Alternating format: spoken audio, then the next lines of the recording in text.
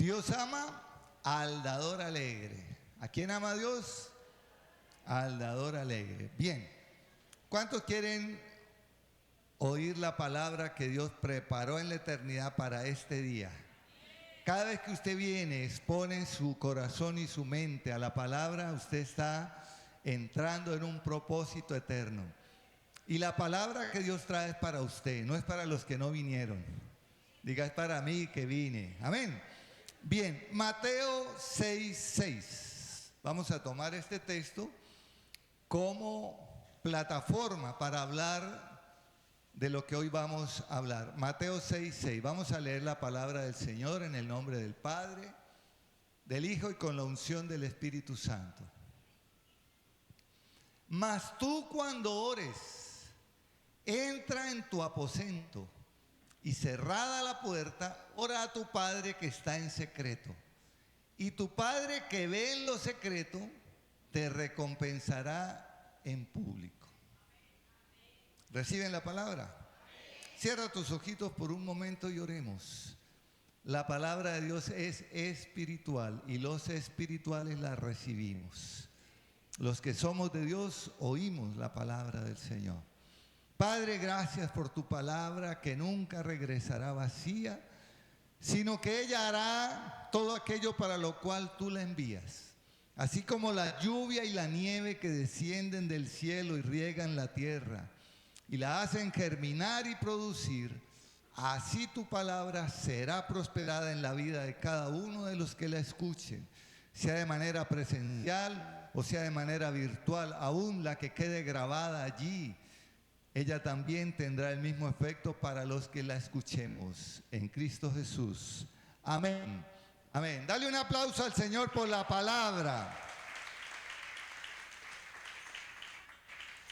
Para los que acostumbran a tomar nota, el título, venimos trayendo una serie que se llama Siendo guiados por el Espíritu Santo. ¿Cómo es el tema general? Siendo guiados por el Espíritu Santo es el tema general que venimos trayendo. Hoy vamos a hablar del testigo interior. ¿De qué vamos a hablar hoy? Testigo interior. En el primer domingo que hablamos de siendo guiados por el Espíritu Santo, hablamos de la naturaleza humana. El hombre es espíritu, alma y cuerpo, y son tres esencias que están dentro de nosotros con las cuales convivimos. Así desconozcamos ello, allí está. En el segundo domingo hablamos del hombre interior. Pablo llama al espíritu del hombre, lo llama el hombre interior. O sea, mi espíritu, Pablo lo llama el hombre interior. Es como si fuera un hombre dentro de mí, pero es un hombre espiritual, que es lo que tenemos nosotros a imagen y semejanza de Dios.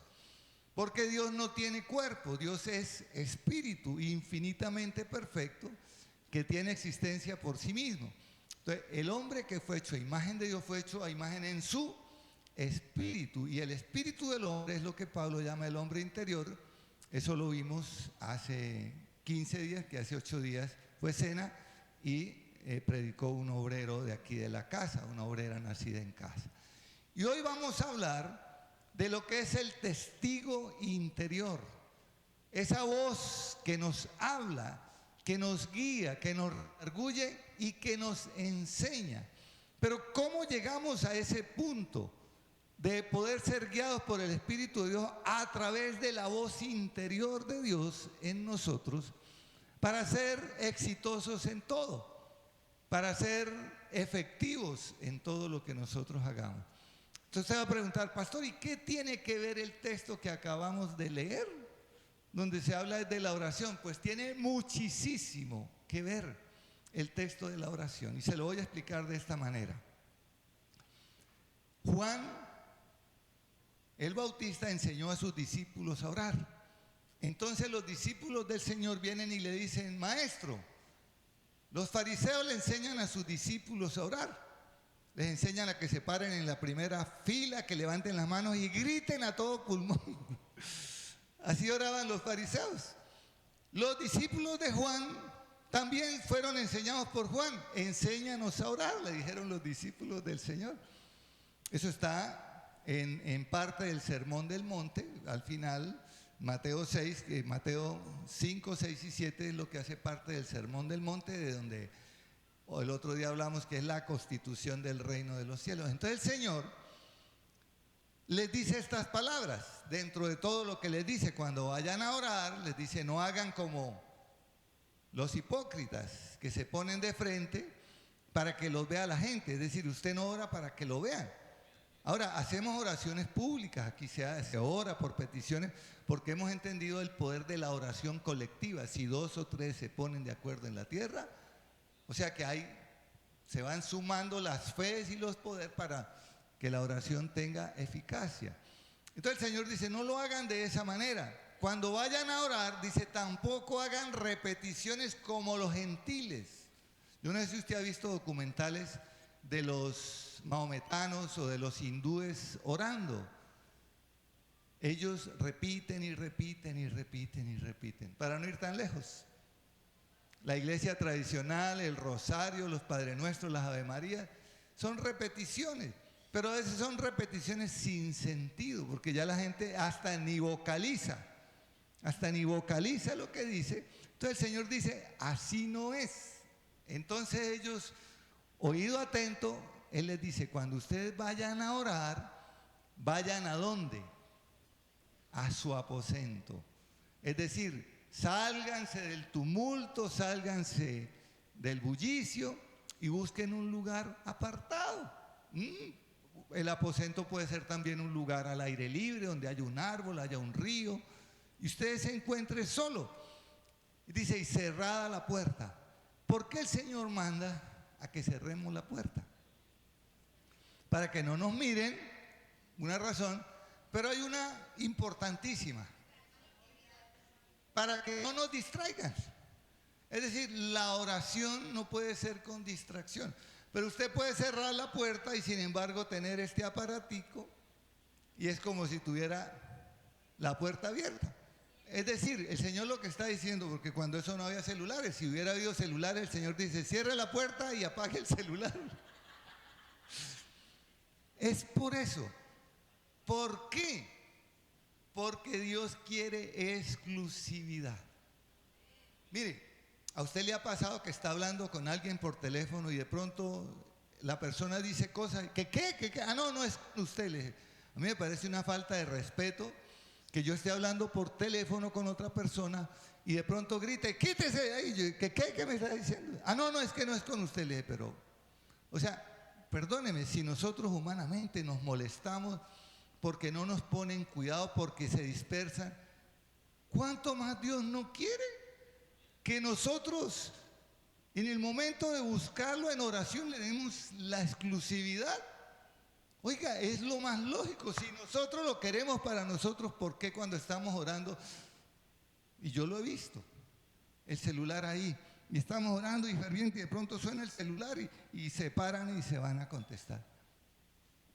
Usted viene a un culto a escuchar una palabra que puede transformar su vida, y usted pone a ponerle cuidado al el celular lo va a tener todo el tiempo. El otro día le dije a un hermano: pero ¿por qué tiene que salirse a contestar y se pierde? De pronto en ese momento el Señor suelta el rema, suelta algo precioso y usted se lo pierde. ¿Cómo hacía antes cuando no habían celulares? Llegaba a la casa y si tenía contestador ahí el teléfono, le guardaba el mensaje y punto. Y si no tenía contestador, de malas. ¿Sí? El mundo no se iba a caer porque yo no contestara una llamada, pero ahora la gente le ha dado una importancia tan grande a este aparatico que se puede volver un distractor. Entonces, mire que el Señor no dice nada por casualidad. Él lo dice siempre con un propósito, es decir, entra a tu aposento, cierra la puerta y ora ¿a quién? A tu Padre que oye y ve en secreto y te recompensará en público. Es decir, lo que el Señor nos está guiando es a que dejemos el bullicio, que dejemos los afanes, y que cuando vayamos a orar para escuchar la dirección de Dios, estemos dispuestos a escucharla. No nos dispersemos en nuestra mente ni en nuestras actividades. Estoy orando, ¿sí? Yo busco para orar la madrugada, donde nadie me molesta. a madrugada, y ahí tengo yo un tiempo. Ya cuando comienzan a levantarse, entonces ya dejo de orar, porque ya no voy a tener la misma disposición para el Señor. Y me encanta que aquí en la iglesia el devocional se hace a las 4:30 de la mañana. ¡Qué bendición! Poderle ofrecer al Señor el mejor sueño, el más rico, el más placentero, para venir a buscar la dirección de Dios. ¿Qué es lo que tiene que ver? Si yo quiero aprender a oír la voz interior, la guía del Espíritu Santo, y ahora lo explico, que ya lo vimos, pero quiero recalcarlo, tengo que darle la exclusividad al Señor, y tengo que buscarlo a Él, porque el que busca, encuentra, el que toca, se le abrirá, y al que pide, se le dará. El Señor dijo, si ustedes siendo malos, así nos dice, le dan a sus hijos buenas dádivas, si su hijo le pide pan, ¿qué le dan? Un pan, y no le dan una piedra. Si le pide un pescado, le da un pescado. Si le pide un huevo, no le va a dar una culebra o le va a dar.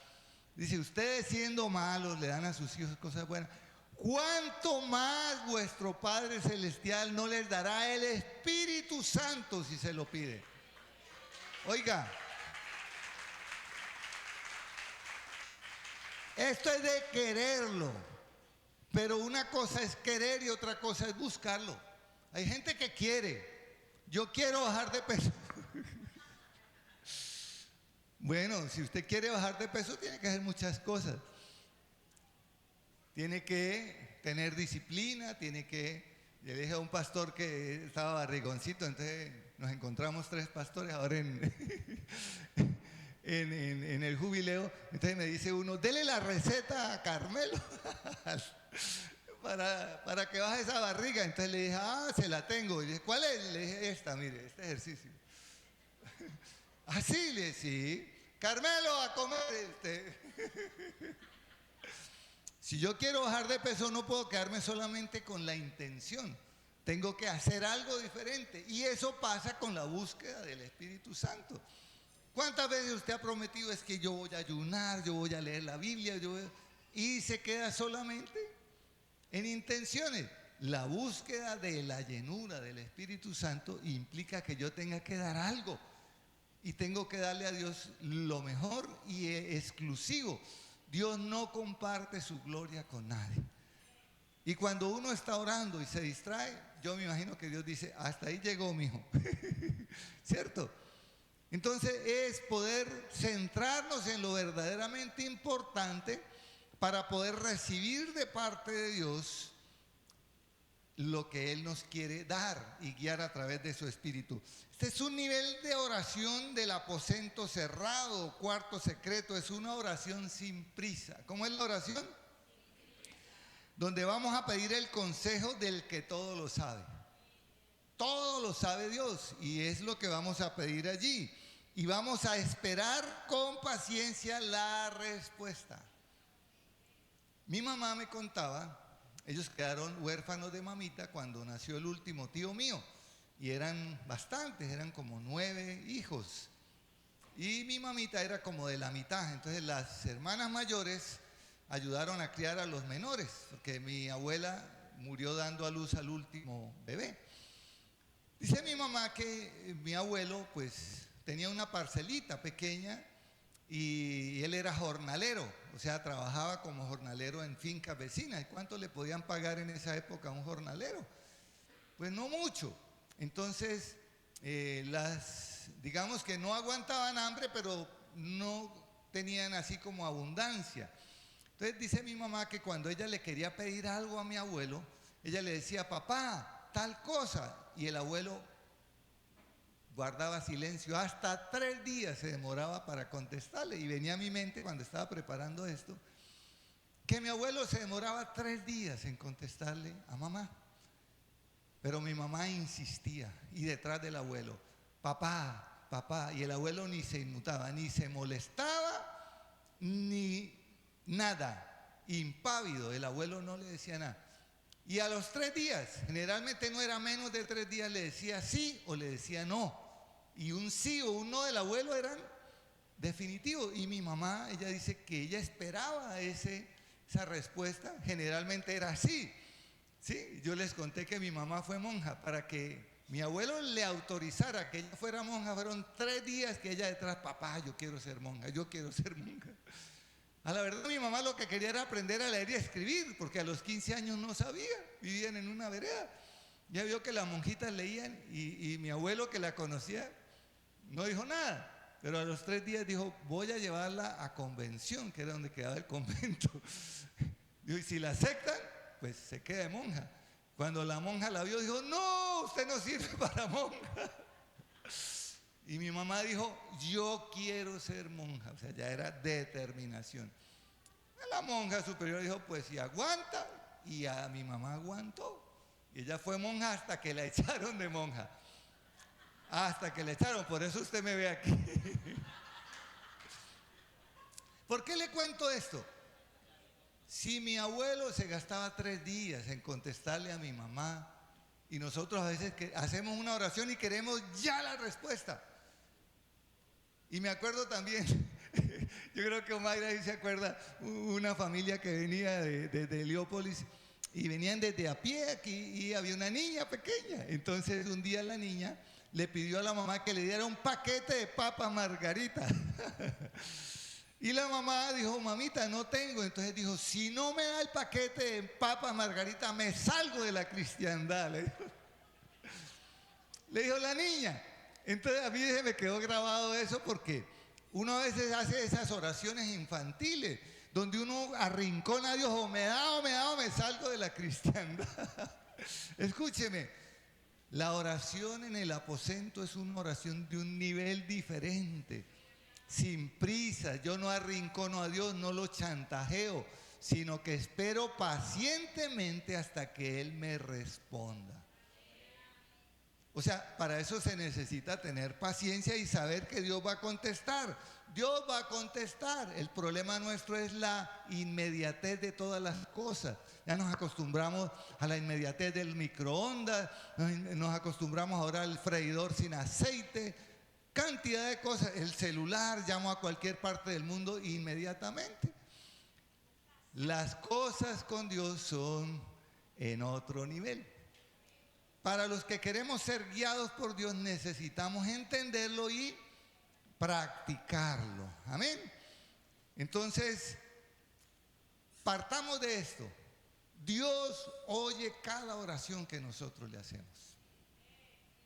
El problema es nuestro, que cuando Él nos responde, nuestro oído muchas veces no alcanza a oír la voz de Dios, porque no tenemos nuestro oído acostumbrado a la voz de Dios, y confundimos muchas veces la voz de Dios hasta con la voz del enemigo o hasta con nuestros propios pensamientos. Entonces, partamos de esto. Proverbios 20:27. Quiero que miremos este texto para que vayamos conectando cómo es que Dios habla a nuestro hombre interior, a nuestro espíritu, y nos guía, y cómo podemos aprender a oír esa voz interior. Proverbios 20:27. Lámpara de Jehová es el espíritu del hombre, la cual escudriña lo más profundo del corazón. El espíritu del hombre, lo que Pablo llama el hombre interior, es la lámpara de Dios. Es decir, Dios me guía, me ilumina a través de mi espíritu, de mi hombre interior. ¿Cómo es que actúa Dios para guiarme a través de mi hombre interior o de mi espíritu? Dijimos que el hombre es espíritu, alma y cuerpo, y que lo que tenemos de semejanza de Dios es nuestro espíritu. Luego, el espíritu de Dios se comunica con mi espíritu. Es decir, así es que funciona. Dios puede eventualmente hablar directamente a los oídos, también ocurre. Yo he escuchado la voz de Dios en mis oídos audibles. Y ahora vamos a ver en un ejemplo de 2 personajes cómo es que Dios habla, pero cómo es que habla también nuestro espíritu. El hombre interior también nos habla. Pero la dirección viene de Dios a nuestro espíritu, para que nuestro espíritu, que estaba dormido, que estaba distraído, él reciba la dirección de Dios. Y cuando usted va a actuar, usted hace cosas que de pronto ni siquiera las piensa, sino que termina haciéndolas y las cosas le salen bien. ¿Sabe por qué?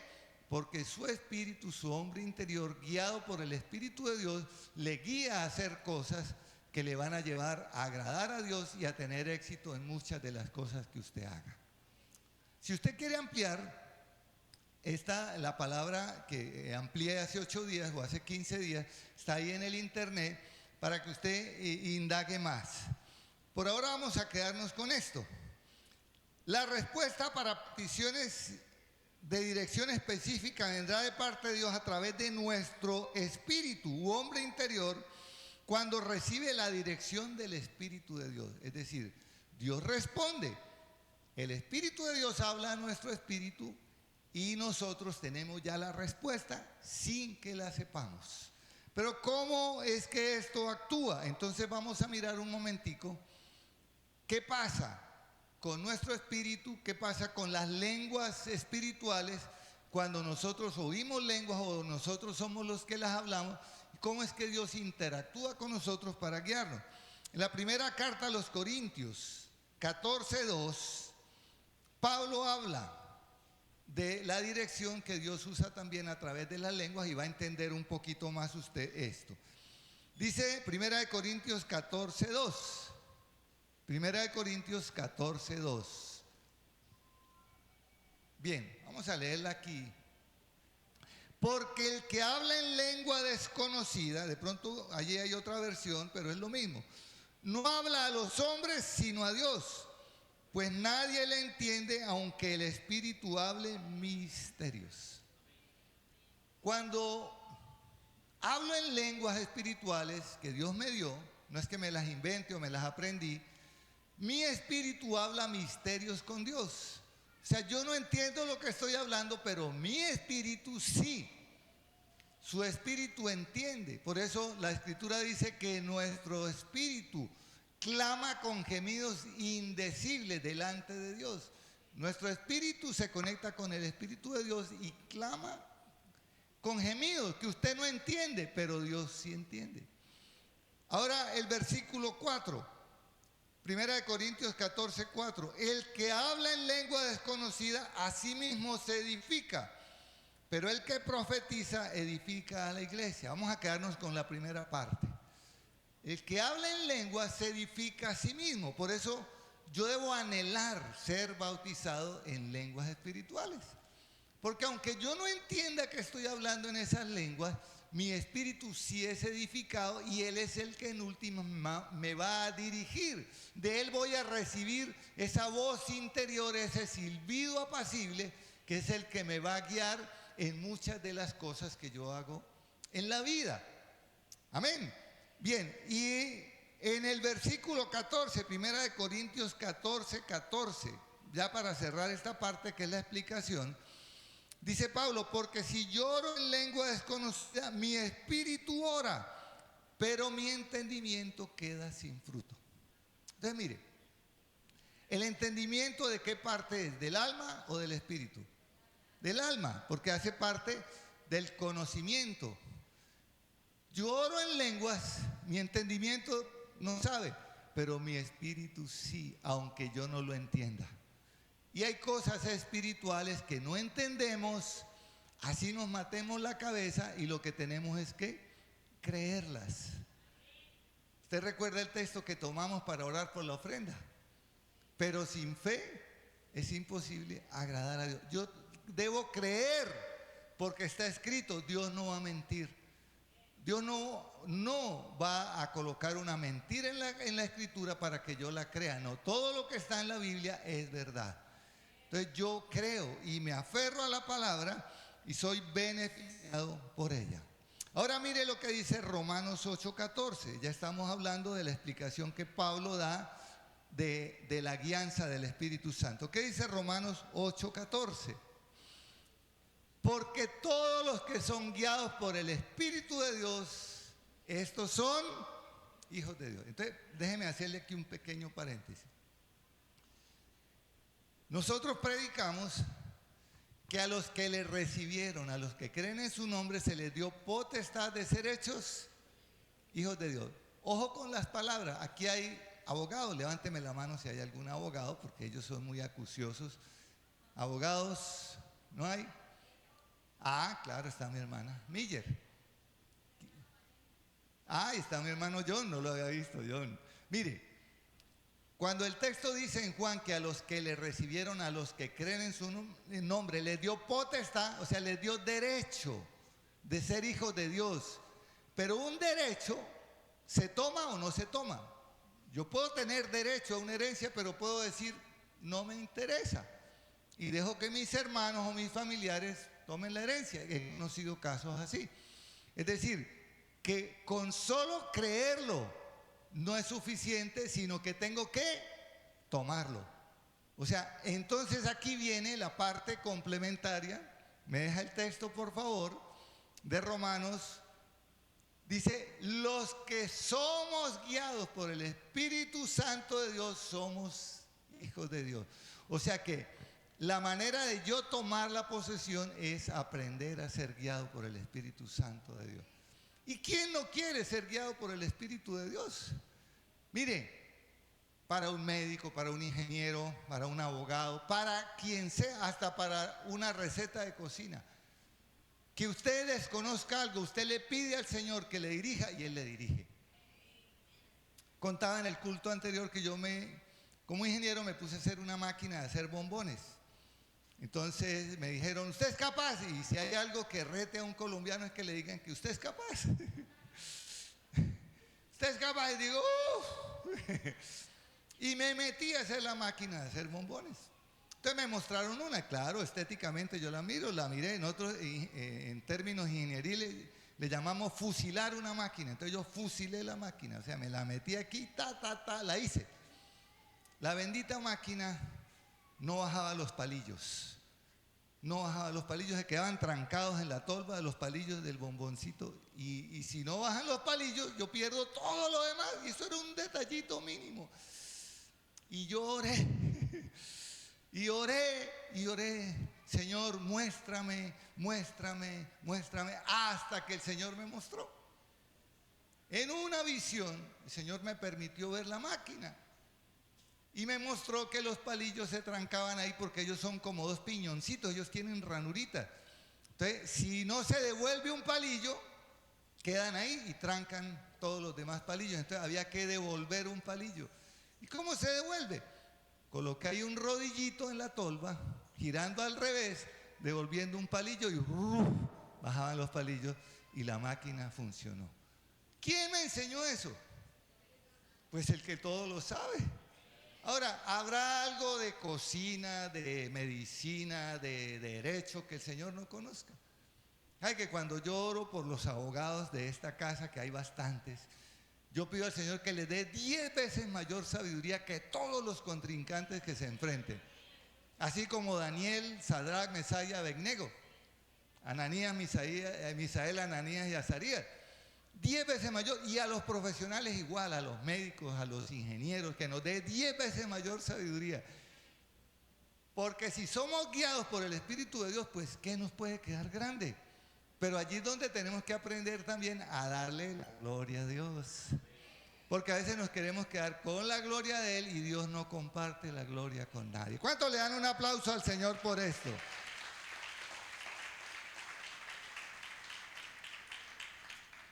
Entonces, para que nosotros seamos hijos de Dios debemos aprender o debemos ser y guiados por el Espíritu de Dios. En el versículo 16, Romanos 8:16 reconfirma. Romanos 8:16, el Espíritu mismo da testimonio a nuestro espíritu que somos hijos de Dios. ¿Quién da testimonio que somos hijos de Dios? No soy yo el que doy testimonio de mí, porque el testimonio de uno mismo no vale. El que da testimonio que yo soy hijo de Dios es el Espíritu de Dios que da testimonio a mi espíritu de que yo soy hijo de Dios. Y el 17, y si hijos también, herederos, herederos de Dios y coherederos con Cristo, si es que padecemos juntamente con Él, para que juntamente con Él seamos también glorificados. O sea, si yo soy hijo, soy heredero. ¿Y sabe una cosa? Esto va para todas las áreas de la vida. Si usted es heredero de Dios, Dios es dueño de todo, oro, plata, riqueza, sabiduría, usted es heredero y yo soy heredero. Pero ¿cómo hago para poder disfrutarlo? Pues tengo que entrar como hijo de Dios a ser dirigido por su Espíritu, y allí es donde se cumple la palabra, que cosas que ojo no vio, cosas que oído no ha escuchado, cosas que no han subido al corazón del hombre, son las que Dios tiene preparada para sus hijos, para los que le aman y guardan sus mandamientos. No pretenda que usted va a vivir de cualquier manera y que va a ser guiado por el Espíritu de Dios. No, se requiere que yo tenga también un comportamiento acorde al Espíritu, porque hay actuaciones mías que pueden entristecer al Espíritu Santo. Y si yo lo entristezco, es como si estuviera bravo. Como alguna vez una pareja se ha puesto brava, el esposo con la esposa. ¿Y qué pasa? Lo primero que hacen es no hablarse, ¿cierto? Entonces hay cierta indiferencia, ¿sí? Y si el Espíritu Santo está triste conmigo, pues va a quedarse callado, y donde yo debería recibir dirección, no la voy a tener, porque con mis actuaciones lo estoy entristeciendo. Bien, ahora vamos a ver un personaje bíblico que usted conoce a cabalidad, que tuvo una experiencia con Dios, y él fue guiado por Dios, y él oía la voz de Dios y ese silbido apacible que usted y yo queremos aprender a oír. ¿Cuántos quieren conocer de este personaje? Bien, en el primer libro de Reyes, capítulo 19, versículo 9, del 9 al 13, vamos a mirar a este personaje que es Elías. Primer libro de Reyes 19, 9. Dice, y allí se metió en una cueva, donde pasó la noche, y vino a él palabra de Jehová, el cual le dijo, ¿qué haces aquí, Elías? ¿Cómo es el personaje? ¿Cómo se llama? Elías. Él respondió, he sentido un vivo celo por Jehová, Dios de los ejércitos, porque los hijos de Israel han dejado tu pacto, han derribado tus altares y han matado a espada a tus profetas, y solo yo he quedado y me buscan para quitarme la vida. Él le dijo, sal fuera y ponte en el monte delante de Jehová. Y he aquí Jehová que pasaba, y un grande y poderoso viento que rompía los montes y quebraba las peñas delante de Jehová.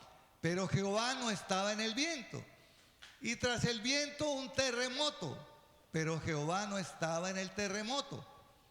Y tras el terremoto un fuego, pero Jehová no estaba en el fuego.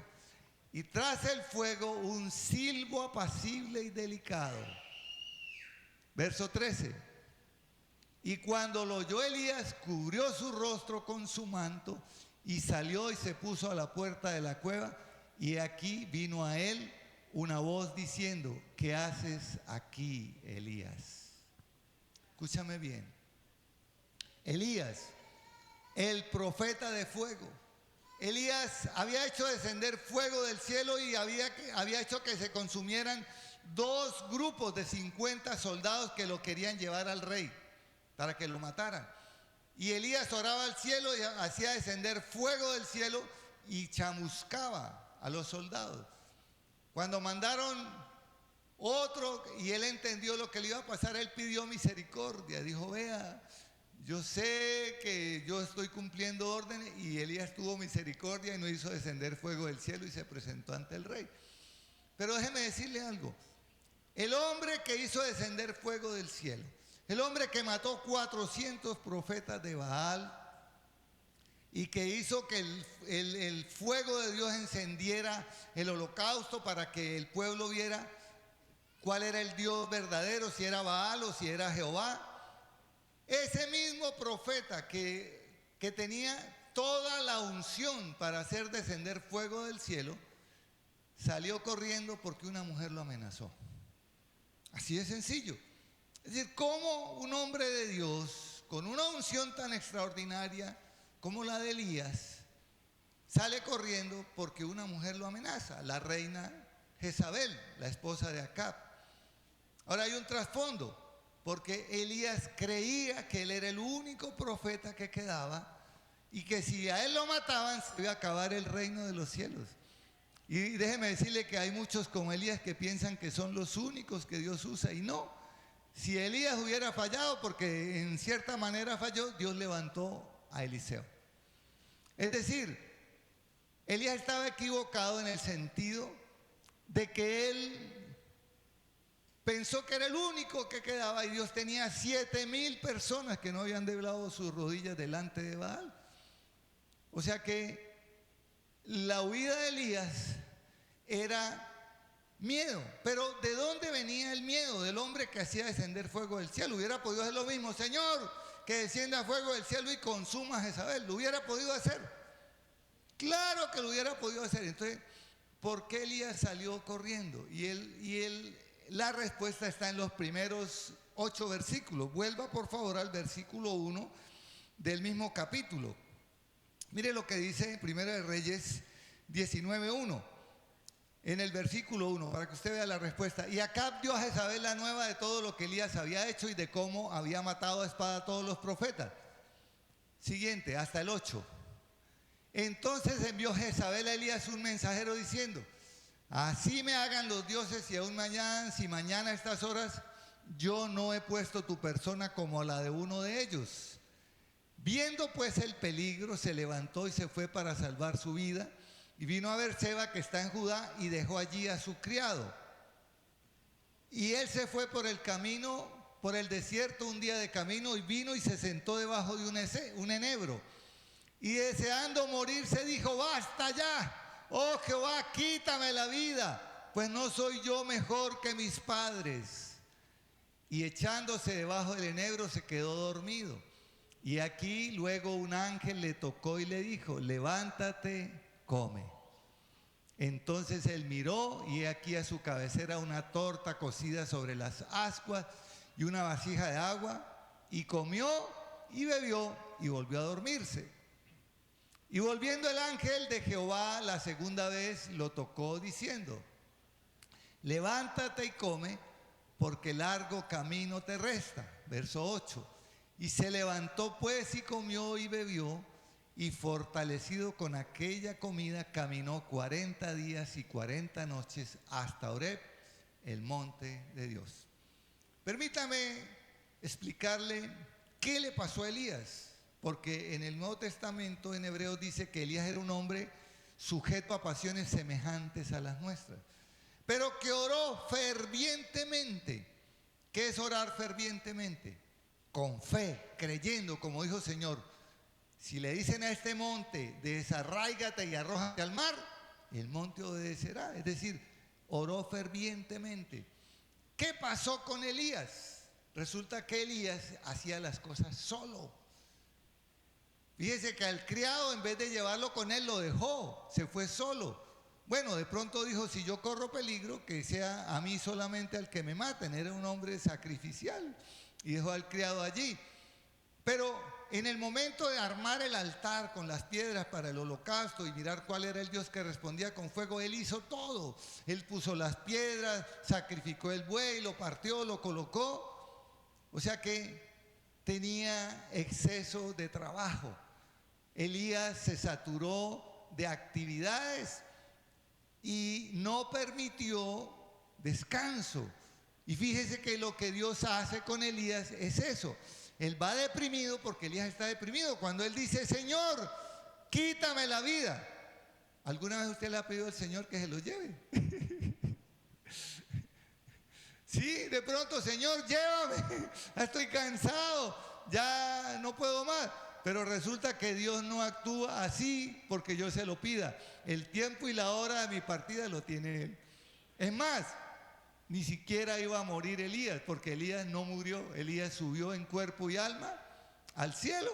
Es decir, Elías estaba pidiendo algo que Dios no le iba a hacer. O sea, Elías entró en depresión. Y déjeme decirle algo: los médicos han llegado a la conclusión que la enfermedad del siglo XXI es la depresión, y no se salva nadie de ella. ¿Por qué? Porque la gente se mete en sus actividades. Aún en el ministerio uno se puede meter de tal manera que hasta descuide su propia salud, y el cuerpo, él reclama. Cuando yo privo a mi cuerpo de cierto descanso, de ciertos alimentos, el cuerpo descansa. Una cosa es el ayuno y otra cosa es, por tantas actividades, ser desordenado en lo que yo como o no comer las cosas al tiempo. Y esto va sumándose al punto que llega a la depresión.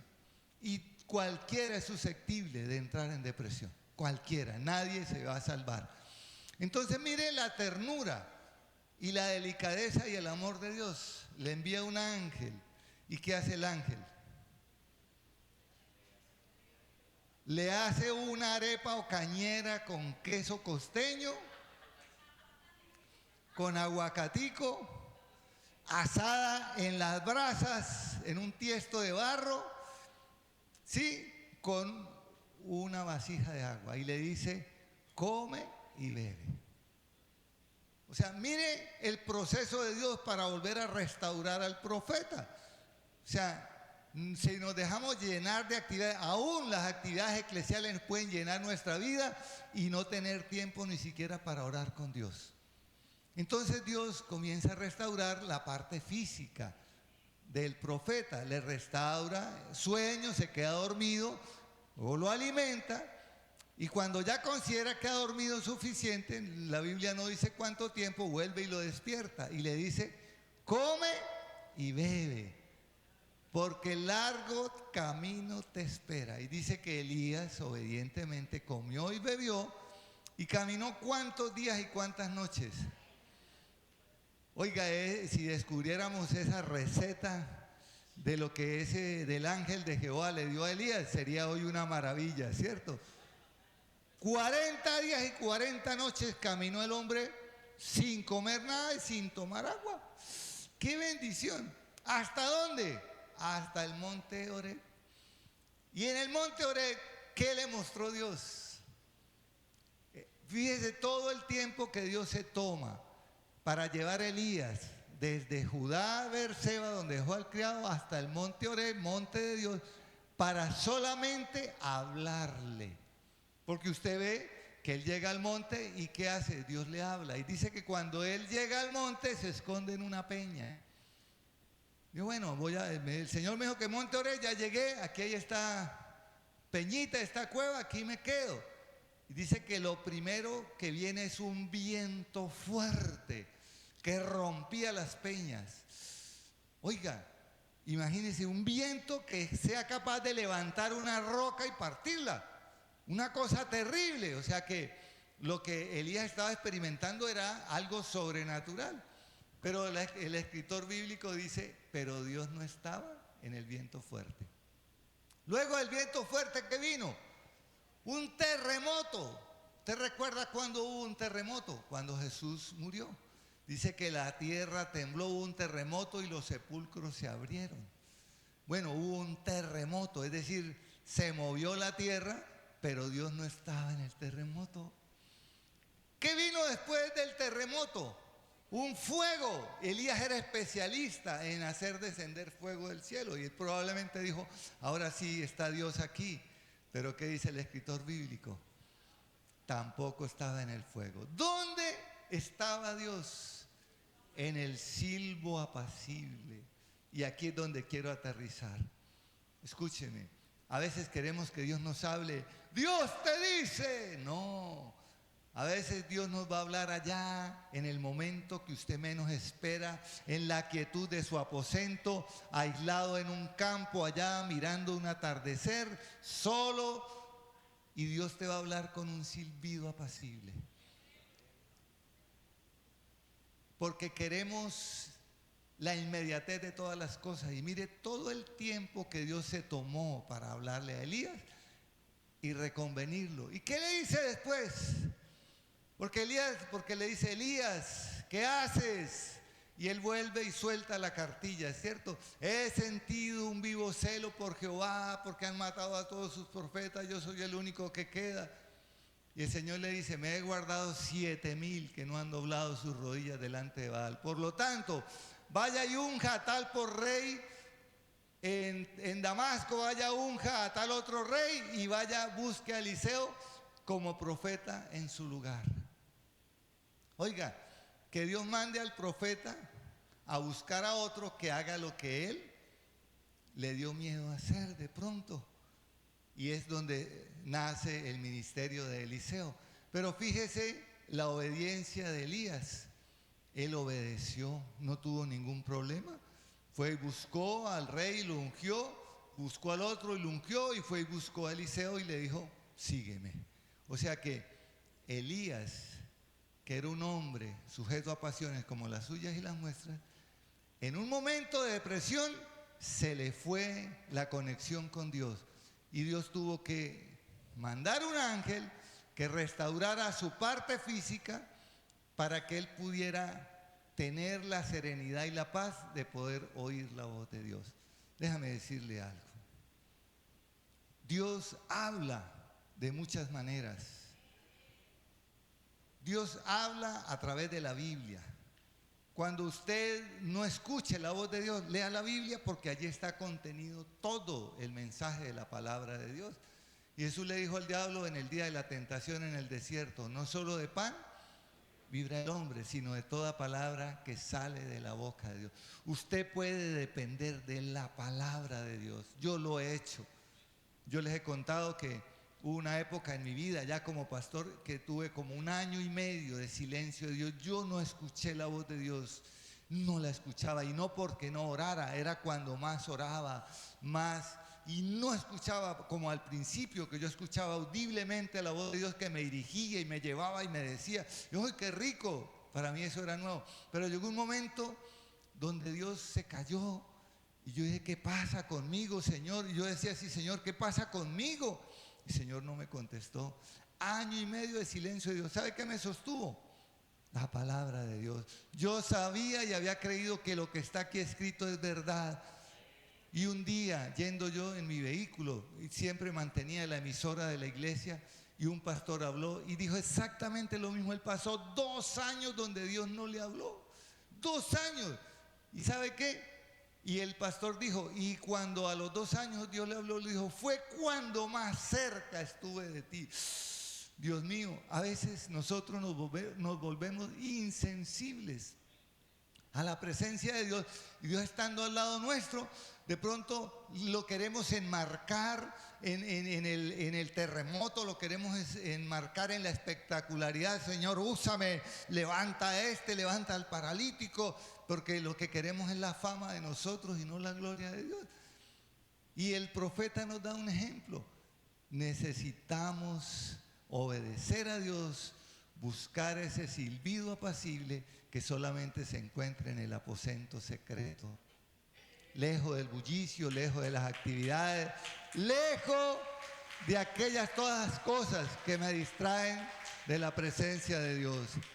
Ahora, hay otro personaje que quiero que tomemos, que también Dios lo usaba y que él aprendió a identificar la voz interior para ser guiado por Dios, y ese es Pablo. Quiero leer el texto.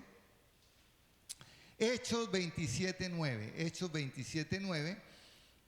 Quiero que tomemos el ejemplo de Pablo para que también entendamos la voz interior, cómo habla a este hombre y cómo nos puede hablar a nosotros.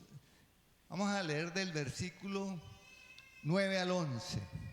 Dice, y habiendo pasado mucho tiempo y siendo ya peligrosa la navegación, por haber pasado ya el ayuno, Pablo les amonestaba.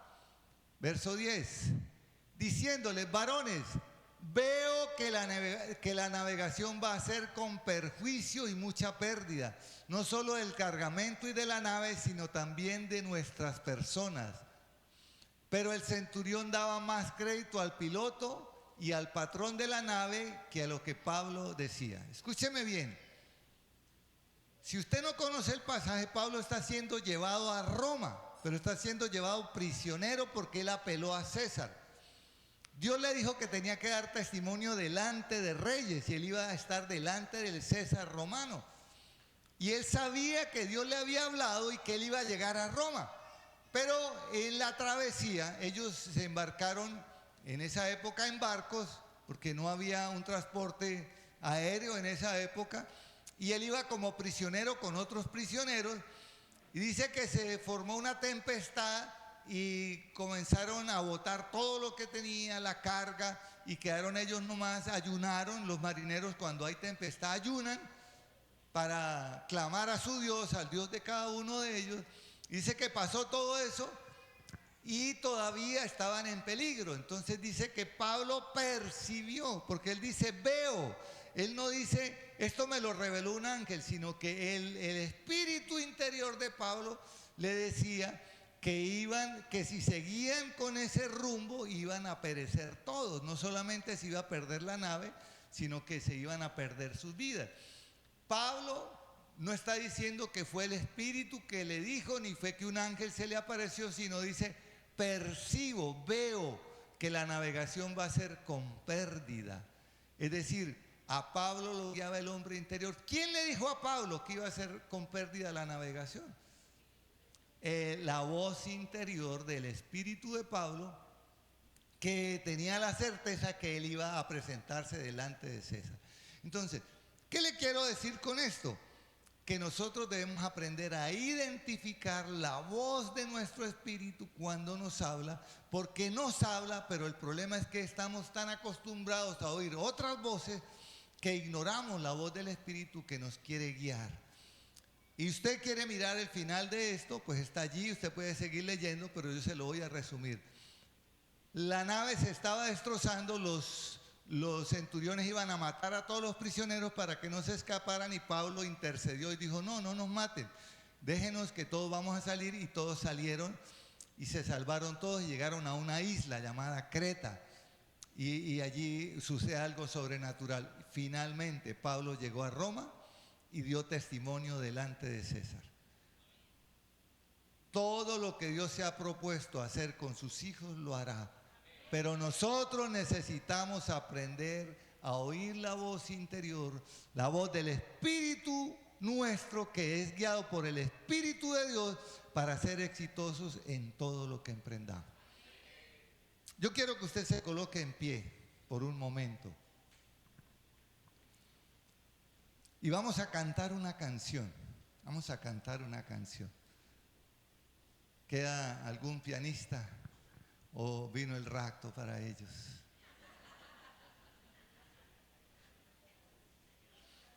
Mire, vamos a cantar una canción que resume toda la predicación.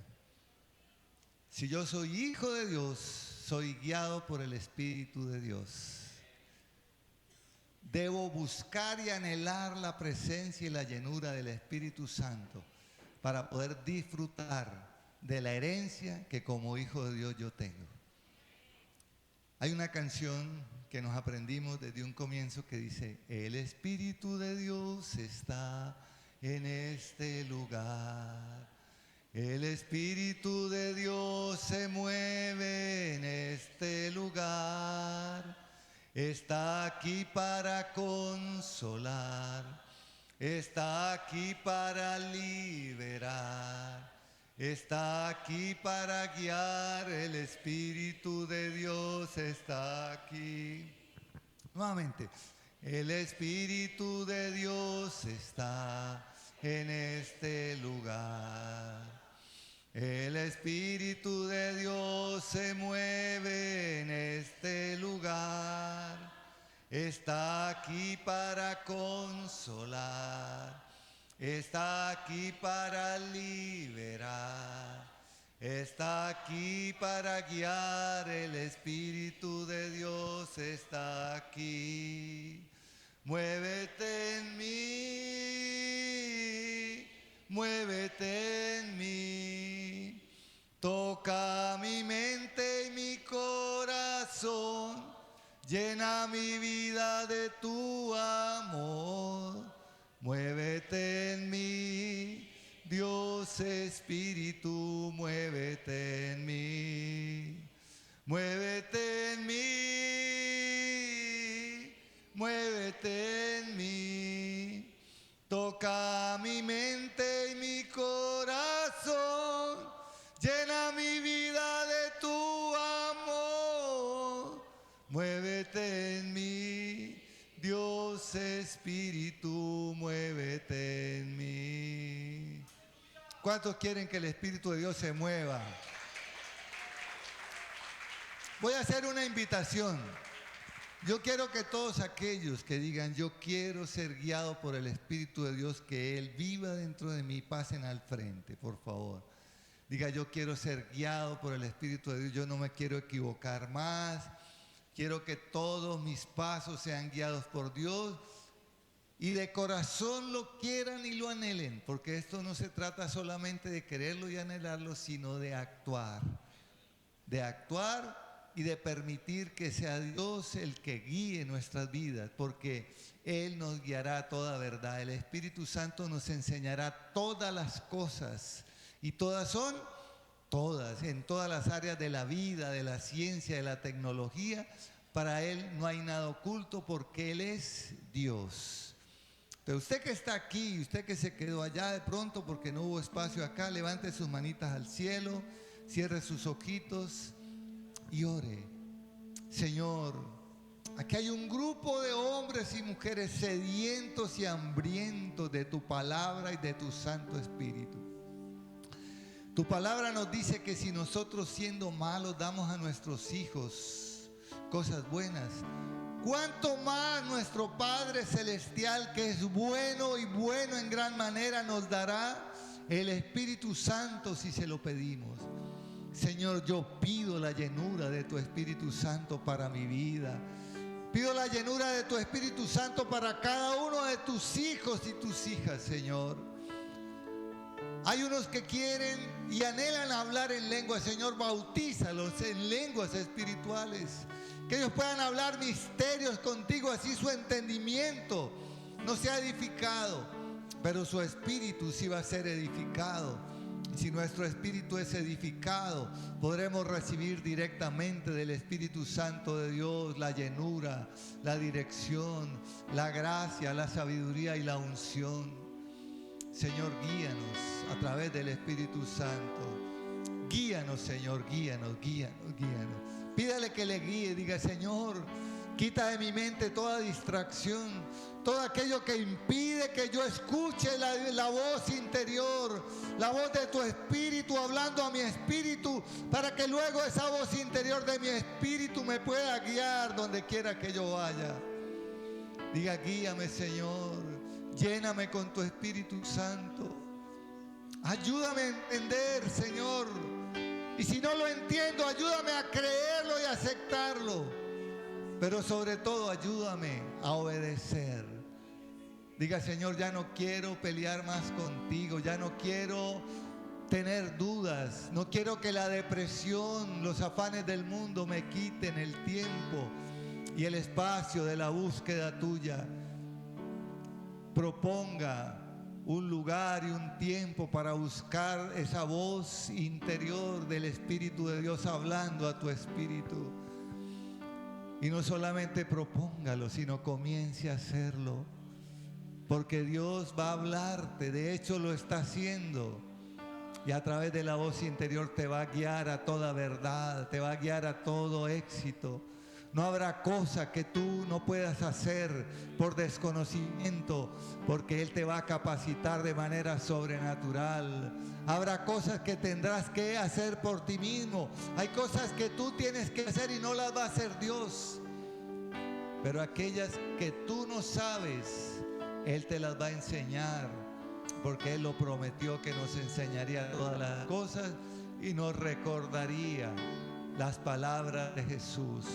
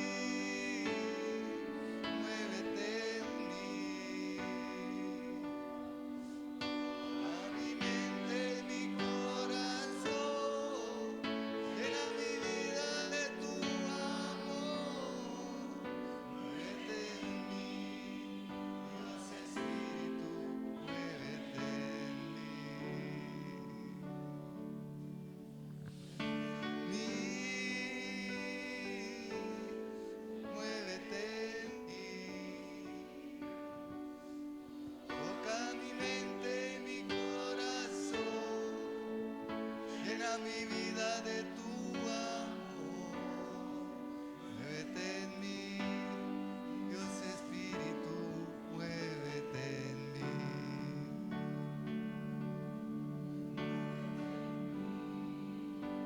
Dios Espíritu, muévete en mí. ¡Aleluya! ¿Cuánto le dan un aplauso al Señor? Dios les bendiga.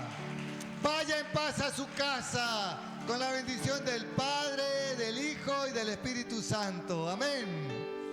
Dios les guarde y recuerde, afuera hay una mesa espléndidamente servida que le está esperando.